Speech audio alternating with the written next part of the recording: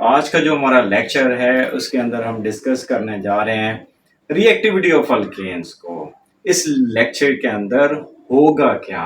Number one, alkanes paraffins कहलाते हैं। क्यों कहलाते हैं? कौन सी ऐसी चीजें हैं जो उसको पैराफिन्स बनाती हैं? और उसके बाद हम देखेंगे कि अल्केन्स रिएक्शन कौन से शो करता है। अल्केन्स पैराफिन्स कहलाते हैं। लैटिन लैंग्वेज यानी लातीनी जुबान के दो वर्ड्स हैं। Number one is parum and second is affin. Parum means little and affin means affinity, means little affinity और लिटिल रिएक्टिविटी। यानी alkanes are least reactive under ordinary conditions. React नहीं करते हैं, एसिड के साथ नहीं, अल्कलीस के साथ कोई वास्ता नहीं, ऑक्सीडाइजिंग एंड रिड्यूसिंग एजेंट के साथ कोई लेन देन नहीं, कोई रिएक्शन नहीं। अब अगर आप ड्रास्टिक कंडीशन देते हैं तो फिर ये सब्स्टिट्यूशन रिएक्शन भी दे सकता है, फिर ये कैटालिटिक रिएक्शंस भी दे सकते हैं। सबसे पहली जो रीजन है वो तो इसकी नॉन पोलैरिटी है। जो बॉन्ड है कार्बन हाइड्रोजन के दरमियान वो नॉन पोलर है। कार्बन की इलेक्ट्रॉन एक्टिविटी जो है दैट इज 2.5, हाइड्रोजन की 2.1। ये इतना कोई सिग्निफिकेंट डिफरेंस है नहीं जो कि उसको पोलराइज करे। सो कोई चार्ज सेपरेशन भी नहीं है। तो चार्ज सेपरेशन का ना होना यानी नॉन पोलर बॉन्ड का होना, ये बेसिकली एसिड, अल्कलीस, ऑक्सीडाइजिंग या रिड्यूसिंग एजेंट आयनिक स्पीशीज के लिए कोई अट्रैक्शन का बायस नहीं है। सो वो इनके साथ रिएक्ट नहीं करते। दूसरा फैक्टर, आपके पास जो कार्बन कार्बन के दरमियान बॉन्ड है that is a sigma bond and that is formed by mutual sharing of electron due to head overlap of atomic orbitals. So electronic density जो है वो टाइटली हेल्ड होती है between two nuclei. Attacking species है electrophile, means जो electrons की तलाश में है, या फिर है न्यूक्लियोफाइल जिसके पास इलेक्ट्रॉन्स हैं और वो देना चाहता है। दोनों को कोई ऐसी साइट नहीं मिलेगी अल्केन मॉलिक्यूल के अंदर कि वो उनके साथ रिएक्ट कर सके। राइट, अब हम जाते हैं कि अल्केन्स अंडर ड्रास्टिक कंडीशन वो कौन से रिएक्शन शो कर सकता है। सबसे पहले हमारे पास है कंबशन, और कंबशन रिएक्शन के अंदर होता क्या है? Burning of alkane in presence of oxygen is called combustion. Methane in presence of oxygen burn करता है, कार्बन डाइऑक्साइड और वाटर देता है और साथ में हीट देता है दैट इज 890 किलो जॉल पर मोल। अब ये वो रिएक्शन है जो कि हम डेली अपने घरों के अंदर, किचन के अंदर जब हम गैस जलाते हैं तो ये करते हैं।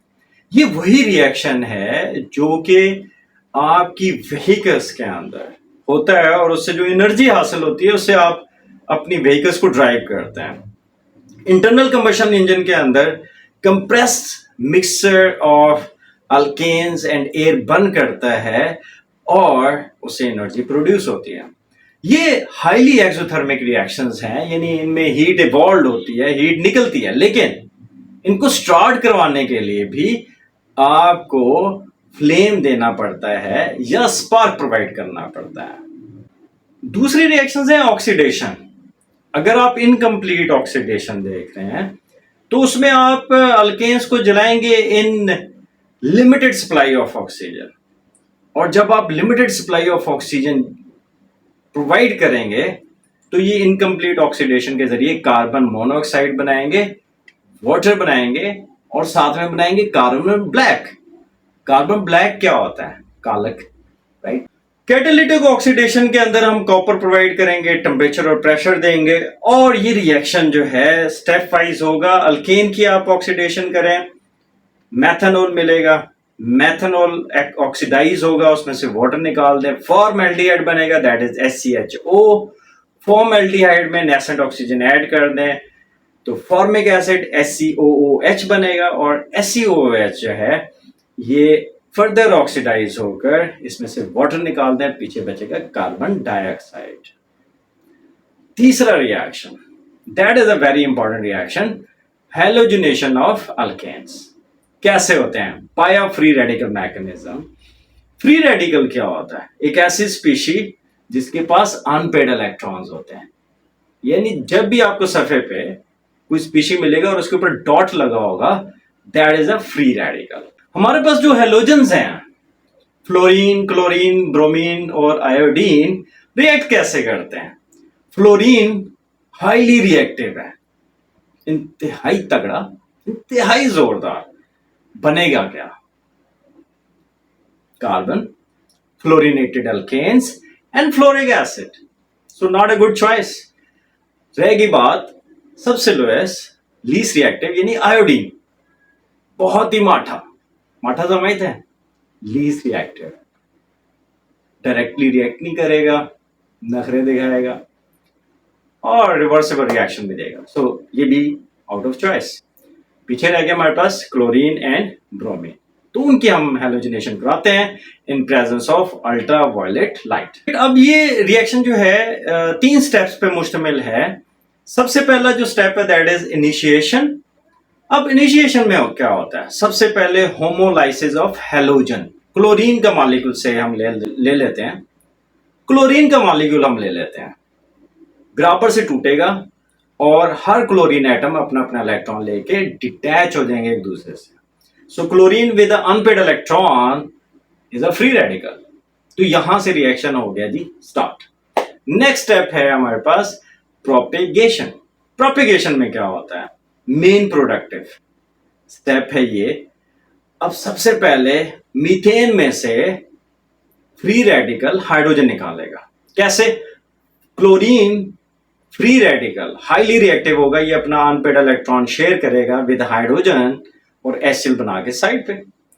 पीछे रह गया methyl radical. Methyl radical next step के अंदर क्लोरीन मॉलिक्यूल के साथ रिएक्ट करेगा और उसके क्लोरीन के साथ अपना अनपेड इलेक्ट्रॉन शेयर करेगा।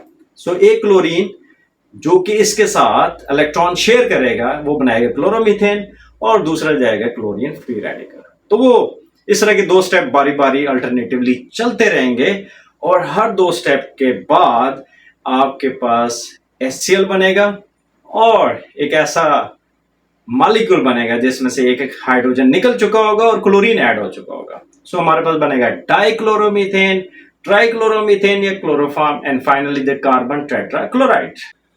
लास्ट स्टेप हमारे पास है टर्मिनेशन का, और टर्मिनेशन से मुराद है कि ये वो स्टेप है जहां पे आपका रिएक्शन सीज होने वाला है। होगा क्या? जो फ्री रेडिकल्स बनेंगे वो आपस में यूटिलाइज होंगे, कंज्यूम्ड हो जाएंगे। क्लोरीन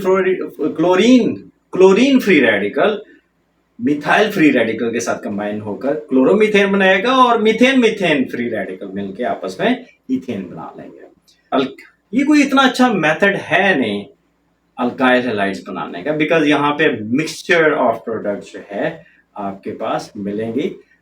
उसके बाद सेपरेशन करना आपके लिए एक अलग सर दर्द होगा। So this is not an ideal method to prepare alkyl halides. Last reaction हमारे पास है नाइट्रो अल्केन्स बनाने का, यानी कि nitration. And this is the process in which alkanes react with nitric acid, और ये रिएक्शन होगा वेपर फेज में at high heat and pressure. Methane react करेगा नाइट्रिक एसिड के साथ और बनाएगा नाइट्रोमीथेन।